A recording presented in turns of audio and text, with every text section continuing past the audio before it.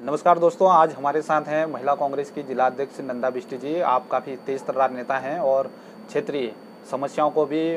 प्रमुखता से उठाती रही हैं। तो आज आपके संगठन और क्षेत्र के कई विषयों पर आज आपसे बातचीत करेंगे। आपका स्वागत है। नमस्कार। तो पहला सवाल मेरा यही है, क्योंकि आपदाग्रस्त ये क्षेत्र है और अभी आपदा काल चल भी रहा है, तो ऐसे में आप सरकार की तैयारियों को कैसे देख रही हैं और क्या कहना चाहेंगे उस पर आप? जिस प्रकार से देख सकते हैं कि धारचूला विधानसभा पूरी एक आपदा के नज़र से देखें तो फिर सेंसिटिव जोन है और हमेशा ये सबको पता रहता है कि बरसात आ गया तो धारचूला में आपदा आएगी, तो पहले से सरकार ने तैयारी करनी चाहिए। और तैयारी के साथ साथ नॉर्मली जैसे यहाँ पे जो भी आपदा से रिलेटेड आपदा प्रबंधन के हो या फिर किसी भी जो एक्टिव रह सके उनको सरकार ने एक्टिव करना चाहिए। और आपदा आएगी ये तो जाहिर सी बात है, ये तो कुदरत की देन है, सरकार से हम क्या कह सकते हैं। पर ये कि जो अपनी तैयारी होती है, जो सरकार ने तैयारी करनी चाहिए, वो पूर्व से ही तैयारी करनी चाहिए, जो कि नहीं दिख रहा है। तो धारचूला और मुंशियारी जो विधानसभा हमारी है बहुत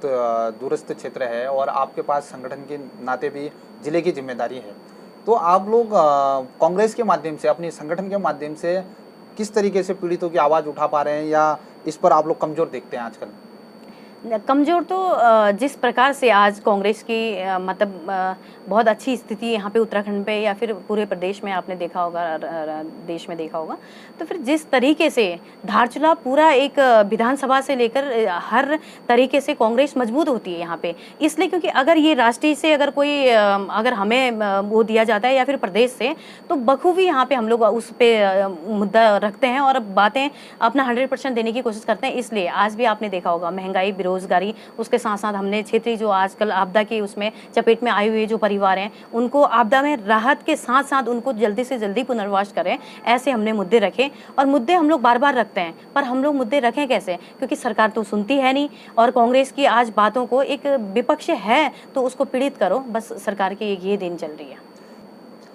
तो आप लोगों का जो संगठन की आपने अपनी बात बताई, लेकिन धारचूला मुख्यालय में क्या है कि 28 जुलाई से यहाँ पर भारी भूस्खलन हुआ और मल्ली बाजार में 6 परिवारों के आवासीय भवन जमींदोज हो गए हैं। पहले भी ऊपर आपके तड़कोट क्षेत्र में 7 परिवारों के मकान जमींदोज हो गए। तो अभी तक विस्थापन नहीं हुआ और मतलब कि विपक्ष के नाते अगर कहा जाए तो मुझे लगता है कि आप लोग कहीं, आपको ऐसा तो नहीं लगता है कि कांग्रेस भी कमज़ोर रही जनता की आवाज़ उठाने में? बिल्कुल नहीं। आपके इस बहुत अच्छी आपने बातें रखी, जिस हिसाब से हम लोगों ने बार बार मुद्दे रखे। कांग्रेस जब सरकार पे थी और जब सत्ता पे थी, आपने देखे होंगे कि सोबला का जो 2013 की जो आपदा आई थी, माननीय हरीश रावत जी उस पर मुख्यमंत्री थे और तत्काल हरीश रावत जी क्षेत्र में पहुंचने के साथ साथ उनने बहुत बखूबी निभाया, क्योंकि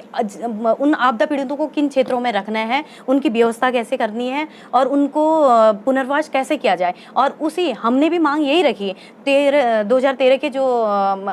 वो हैं जिन रूल से हरीश रावत जी ने हमारे मांगों को रखा था, या पुनर्वास जो करके उन पीड़ितों को, उन परिवारों को, बिल्कुल 2 भाई हैं तो अलग अलग करके 2000 मतलब 7 लाख के आसपास उनने अब पैकेज दिए थे। तो आजकल 7 लाख तो छोड़ो, 7,000 भी अभी तक तो हमें देखने को नहीं मिला। हम भी यही मांग कर रहे हैं बार बार कि अभी इतने दिन पिछले जो आपदा आई थी उस दिन, तब से लेकर अभी 28 तारीख से आज 5 तारीख हो गए, आज तक सरकार का कोई नुमाइंदा यहाँ पे ना आया और ना यहाँ पे कोई बातें रखी। एक बार मैंने एक कहीं पे देखा था कि माननीय मुख्यमंत्री जो हमारे प्रदेश के हैं वो फ़ोन के माध्यम से आपदा पीड़ितों से बोल रहे थे। आप सोचिए, अगर जब जुम्मा में आपदा आई तो हवाई सर्वे करके चले गए, और जब यहाँ पे अभी धारचूला में पूरा मेन एक तड़कोट वार्ड स्लाइड हो रहा है और घटदार वार्ड दब रहा है। आप बताइए कि दोनों वार्ड इतने डेंजर जोन पे हैं, उसके बावजूद भी कोई सरकार, आज मुख्यमंत्री का आना तो छोड़ो, आपदा प्रबंधक, आपदा के जो मंत्री हैं सारे लोग अपना बिल्कुल मस्त और व्यस्त हैं। तो इसलिए मैं कहना चाहती हूँ कि आप लोग भी कुछ करिए, अगर नहीं हो पा रहा है तो 2013 के हरीश रावत जी के नियमों को फॉलो करें। हाँ, लेकिन आप अपनी बात तो कर रहे हैं, लेकिन पूरे धारचूला जो हमारा क्षेत्र है यहाँ पर तो मुझे लगता है कि कांग्रेस कहीं मित्र विपक्ष की भूमिका में तो नहीं है, क्योंकि जब जनता को ज़रूरत होती है, क्योंकि लोकतंत्र को मजबूत करने के लिए विपक्ष एक बड़ी आवाज़ है, तो ऐसे में जब सरकार और विपक्ष के लोग भी जनता की आवाज़ न बन पाएँ तो ऐसे में फिर कैसे लोकतंत्र को आप देखते हैं मजबूती में? नहीं, लोकतंत्र है, पर भाजपा की जब सरकार आती है तो लोकतंत्र की हत्या होती है। जो आज धारचूला विधानसभा में देखा गया है। और आज जिस प्रकार से हम लोग अपनी बातों को रखते हैं, न सरकार का कोई बंदा ये बातें सुनता है, भले वो आग जंगलों में आग लगने के मुद्दे हो या फिर महंगाई के मुद्दे हो या फिर आपदा के मुद्दे हो, किसी भी मुद्दे में कांग्रेस कभी पीछे नहीं रही और न कभी कांग्रेस ने अपने मुद्दे को, क्षेत्र के मुद्दों को कभी उठाने में कोई देरी करी होगी। हर समय कांग्रेस जनता के साथ रहती है। पर जो विपक्ष में आज जो सत्ता में बिल्कुल एक चूर होके बैठी है सरकार, वो आज इतनी मतलब एक निकम्मे कहें या फिर कैसे हम शब्द यूज करें समझ में नहीं आ रहा, क्योंकि वो विपक्ष को एक पीड़ित कर रही है। जैसे आप देख सकते हैं केंद्र से लेकर एक हर विधानसभा, हर कस्बे में सिर्फ विपक्षियों को एक दबाया जाता है, उनकी बातों को दबाया जाता है। उनके कोई विपक्ष के हैं ये नहीं दिखाना चाहते हैं वो, इसलिए क्योंकि ये गुरूर है उनका। तो अब मेरा सवाल आपसे संगठन को लेकर के ही है आपके कि ये पूरा सीमांत क्षेत्र कांग्रेस का गढ़ माना जाता था, लेकिन पिछले कुछ चुनाव ऐसे आ रहे हैं कि जिसमें आप लोगों की जीत का अंतर कम होते जा रहा है। जैसे ब्लॉक प्रमुख की कुर्सी इस बार आप लोग नहीं बचा पाए, नगर पालिका का अध्यक्ष भी आप लोग नहीं जीत पाए और विधानसभा का चुनाव भी बहुत नेक टू नेक आ गया, बहुत नज़दीक आ गया। तो कांग्रेस संगठन की कमजोरी के क्या कारण आपको लग रहे हैं कि क्यों लोगों में आपके प्रति मोह भंग हो रहा है? नहीं, जिस प्रकार से आज मोह भंग है ऐसा बिल्कुल नहीं है, क्योंकि जनता आज भी कांग्रेस के साथ है और पूरा क्षेत्र कांग्रेस के है, क्योंकि जनता जानती है कि कांग्रेस ही हितैषी है और कांग्रेस पार्टी ही एक ऐसी पार्टी है जो मतलब जनता के साथ खड़ी रहती है और जनता के लिए जैसे सस्ते गल्ले के राशन, मीठे तेल, चीनी इस लेकर या फिर कोई भी आपदा, तो सबसे ज़्यादा तो जनता जानती है। और उसके साथ साथ मोह भंग की बात यहाँ पे आती है कि अगर जब विपक्ष में होता है तो उसके बाद कुर्सी को छीनने का काम कहें या खरीद फरोख्त का करते हैं या फिर किसी भी चीज़ में एक विपक्ष को बिल्कुल दबा के सरकार और केंद्र सरकार, सारे मंत्रिमंडल, सारे का प्रेशर इतना हो जाता है कि हर व्यक्ति को वो दबा के कुर्सी छीनने का काम भाजपा करती है। इसलिए जनता का साथ होने से आज हम एक विधायक हमारे कांग्रेस के हैं और जनता कांग्रेस के साथ है।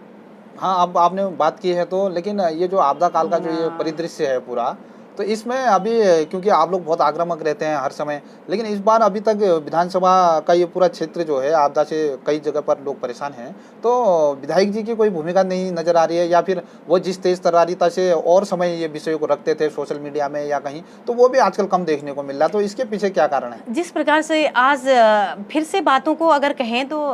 जो आपने कहा कि सोशल मीडिया के माध्यम से नहीं रखा, जैसे आपदा आई थी 28 तारीख को, तो विधायक जी ने उसी समय सोशल मीडिया के माध्यम से तुरंत आपदा प्रबंधक हो या फिर किसी भी डीएम हो, एसडीएम, सारे जगह पे फ़ोन करके उनने तुरंत एक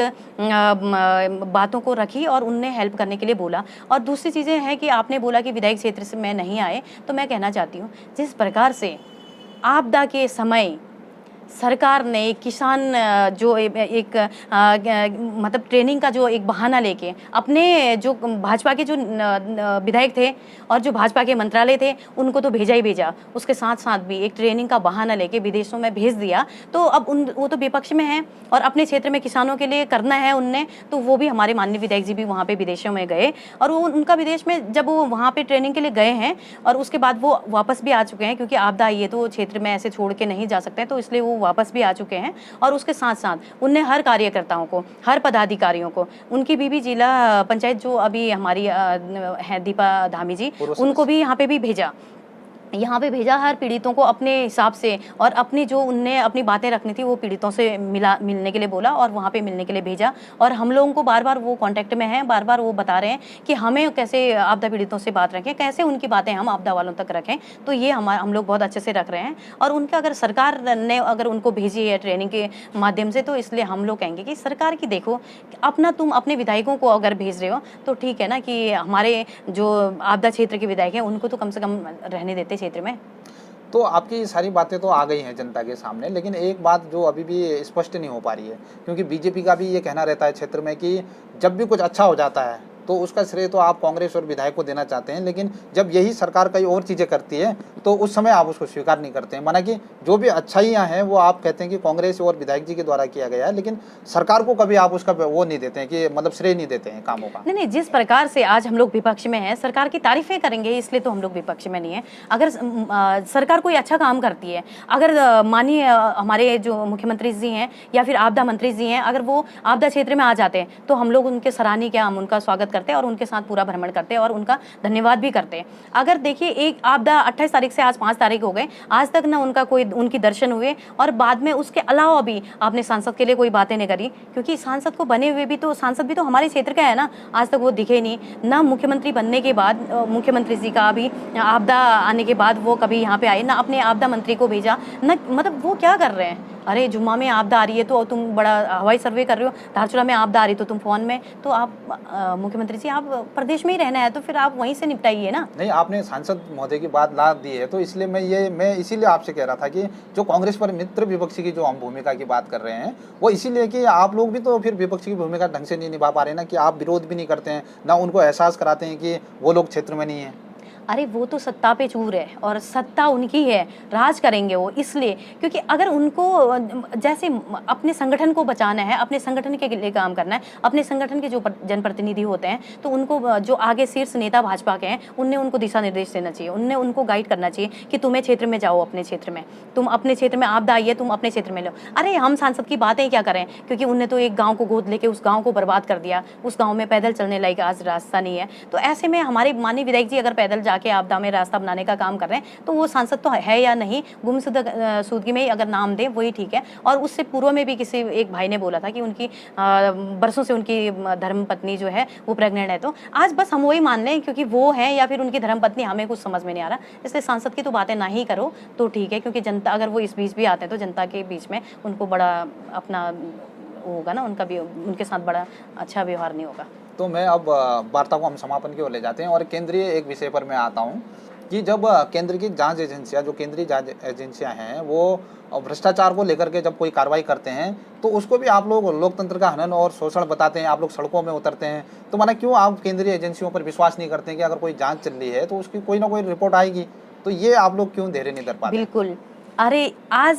मतलब मुद्दे को बिल्कुल मैं आपको ये कहना चाहती हूँ, जिस प्रकार विपक्ष की भूमिका को तुम दबाना चाहते हो, तुम कुचलना चाहती हो, केंद्र की सरकार के एक ऐसी मतलब नीति चला दी, ईडी को सामने कर दिया, धरने करते हैं तो पुलिस को सामने कर देती है। ये कैसे स्वतंत्र है हम लोग भारत में, कैसे हम लोग भारत के हैं या नहीं? विपक्ष का तो आज जो विपक्ष की जो भूमिका निभाते थे या विपक्ष में है, आज तो हम लोग देशद्रोही जैसे लगते हैं। इसलिए क्योंकि आज जो केंद्र की सरकार है, आप बता दीजिए, जो सामने आते हैं और जो विपक्ष में थोड़ा विरोध कर देता है उसको ईडी लगा देता है या फिर उसको पुलिस वालों को आगे करके मारपीट, महिलाओं के साथ भी बिल्कुल कपड़े फाड़ने का आपने देखा होगा सोशल मीडिया और टीवी चैनलों के माध्यम से कपड़े भी फटे हुए हो रहे। मतलब ये कैसा मतलब अब वो है दबदबा, ये कैसा आप रौब है कि तुम्हारी सरकार है, तुम कुछ भी करोगे। विपक्षी तो विपक्षी की भूमिका निभाएगी। और तुम आप बताइए, जब तुम जीएसटी करते हो, काला धन की बात करते हो, बहुत सारी ऐसी चीजें हैं कि जिसमें टाइम वेस्ट है। अरे तुम लीक कर दे रहे हो सारे